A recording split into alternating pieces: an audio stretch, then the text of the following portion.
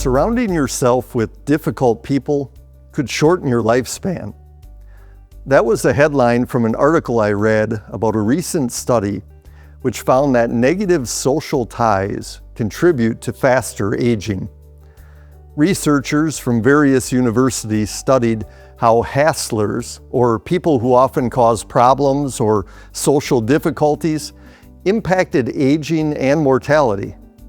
They also noted that reducing exposure to people who consistently create stress or conflict may benefit your health, although this is not always realistic. See, many of these relationships involve family members or others who are deeply embedded in daily life, so the challenge is often not simply avoiding them, but finding healthier ways to manage them. When I read this story, the first question that came to my mind was this: who are the hasslers in my life that are causing me to age more quickly?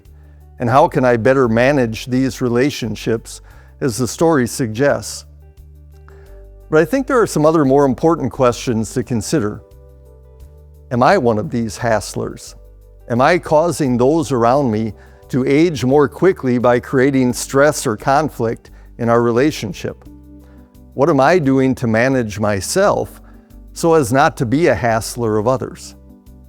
You know, it's often said you can't control what other people do, but you can control what you do.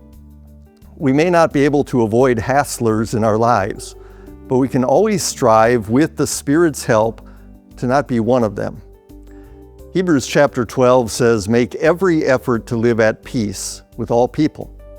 Romans chapter 12 says, "If it is possible, as far as it depends on you, live at peace with everyone." Well, thanks to Jesus, it is possible. He came into a world full of hasslers and brought peace. He took all the sinful stress, conflict, and hassle that we inflict on others and made it His own, and paid for it in full by giving His life on the cross. After He rose from the dead, the first word He spoke to His disciples was peace. Thanks to the forgiveness that Jesus won for us, we are at peace with God. This peace is also what moves us to live at peace with others and not be hasslers. The Apostle John says, "Since God so loved us, we also ought to love one another."